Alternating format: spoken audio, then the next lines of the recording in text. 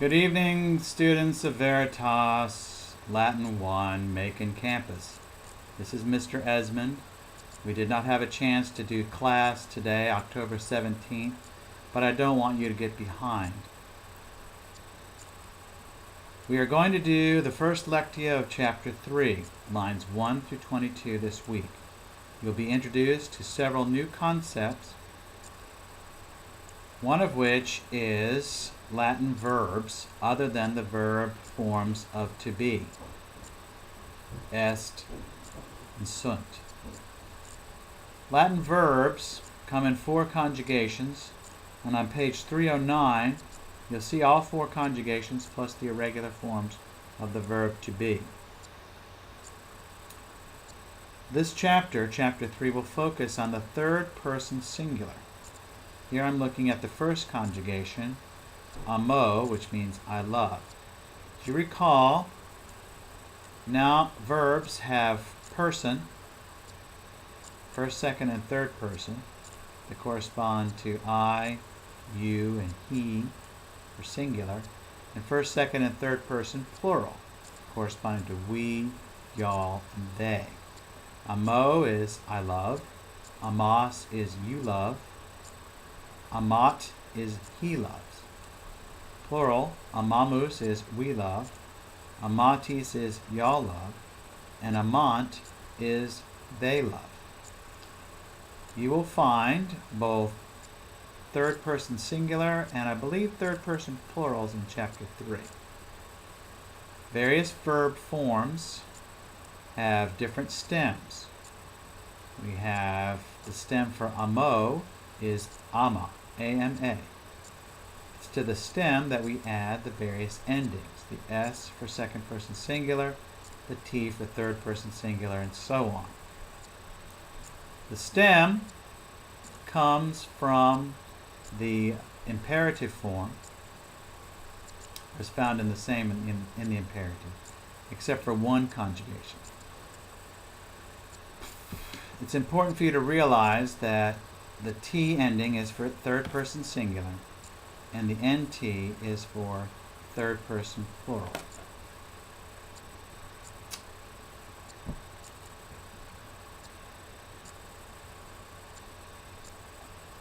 Now I'm going to try and change to page 23 of the book so that you can see how the verbs relate to the other aspect of Chapter 3. So please pause while I move there.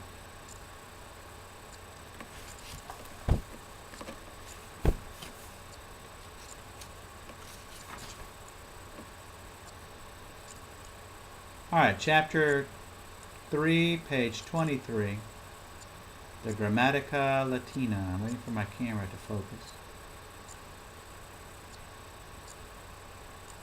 Hopefully it will. Hold on.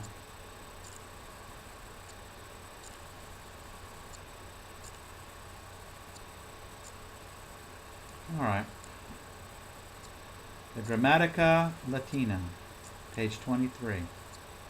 Here we're introduced to the new concepts dealing with direct objects. We have nominative and accusative, nominativus et accusativus.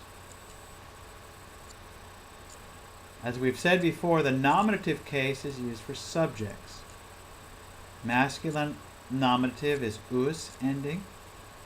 The accusative, we said, was used for direct objects. Now let's look at these sentences here in lines 85 and 86 and 87. First sentence is, Marcus ridet. That means Marcus laughs.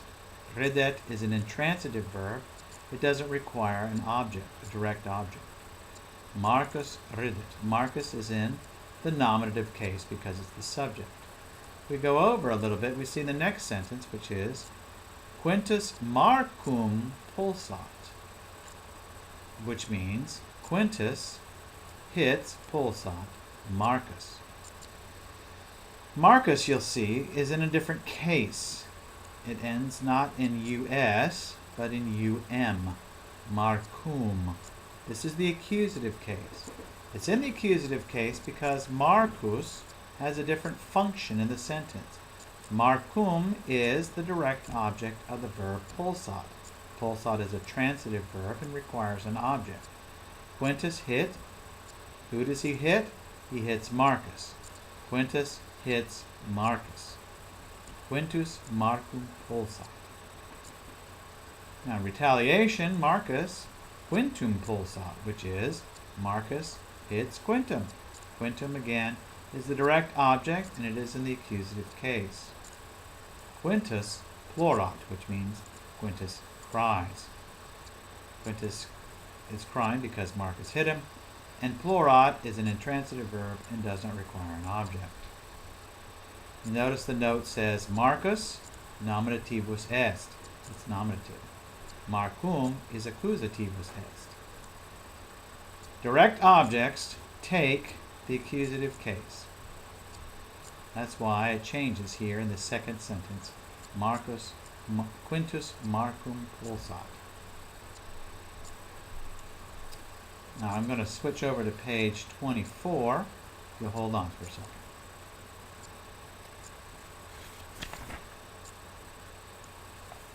On page 24, these concepts are combined here. We have Julia cantat, third person singular, Julia sings. Marcus ridet, Marcus laughs. Julius dormit, Julius sleeps. All of those are intransitive verbs. Hold on, I'm trying to get the shadow out of my head.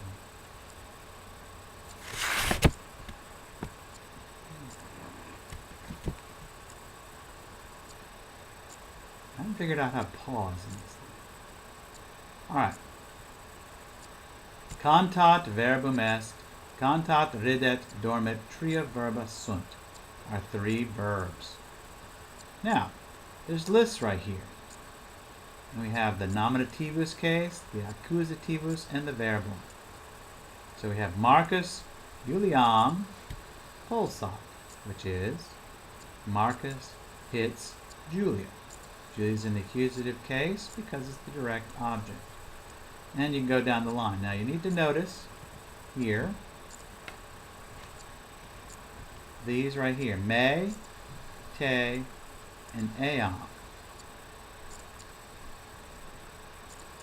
Eam, me, and te are not nouns, they are pronouns. But notice that they are pronouns in the accusative case, just like eum down here.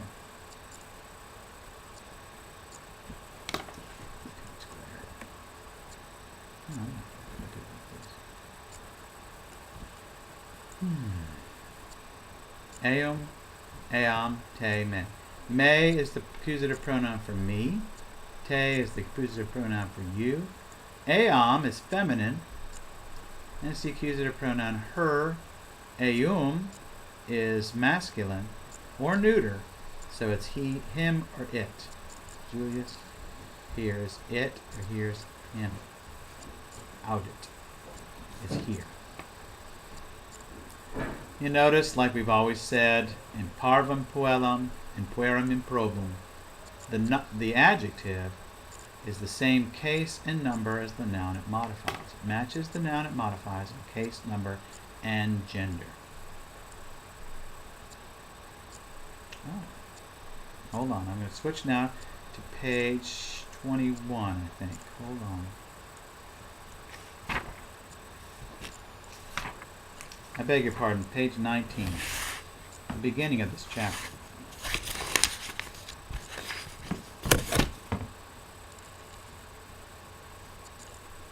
At the beginning of this chapter, we see the three children of Julius and Amelia. If I can focus.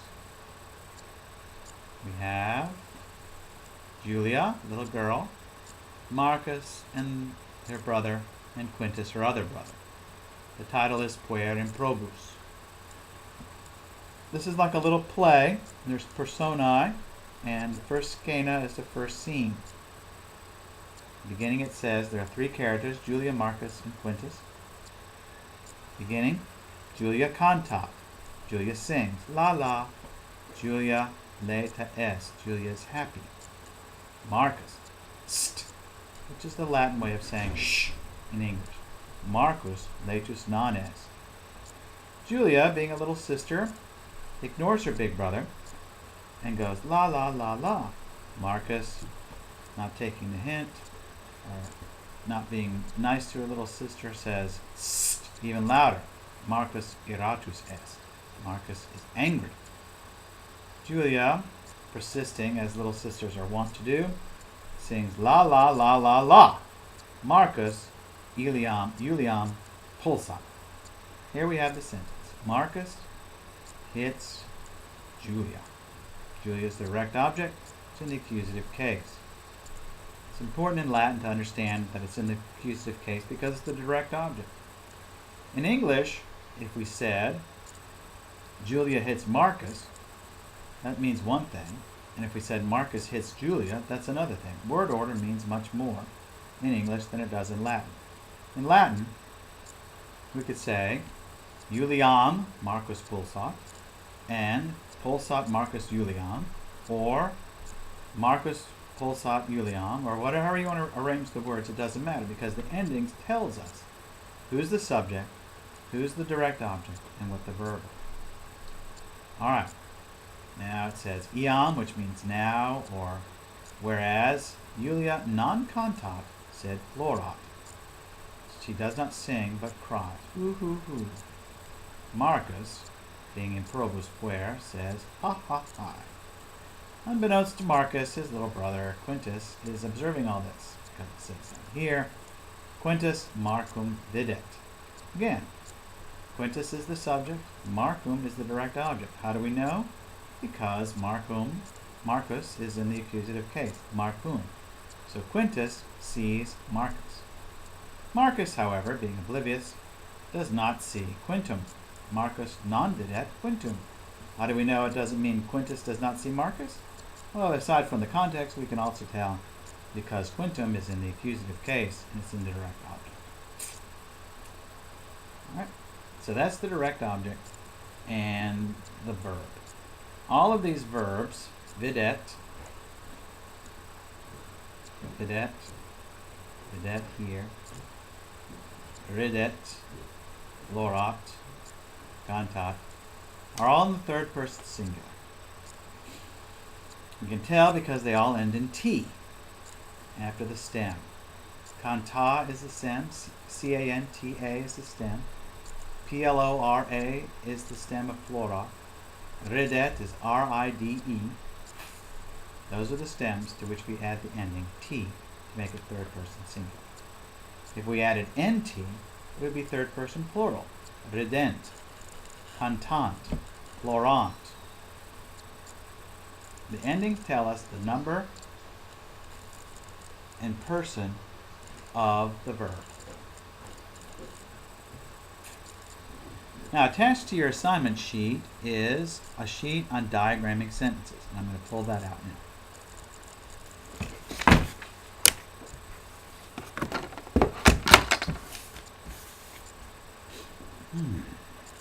All right. Some of you know how to diagram sentences. I was never taught, but I picked this up from Henley's Latin. Basically, you draw a horizontal line like this.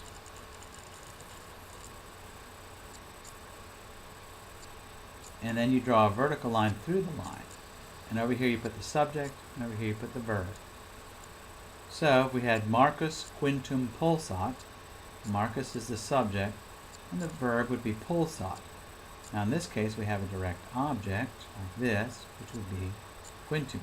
Marcus pulsat quintum. That helps you understand how the structure of the sentence flows through diagramming. I've asked you to diagram several sentences in this section. I'm not too particular that you follow this exact procedure, but I do need you to identify the parts of speech that are being used and write the Latin words in there. This isn't a translation exercise. I want you to organize the Latin sentences according to this guide. And it is a guide. I'm not going to be too particular. You will see this on the quiz. All right.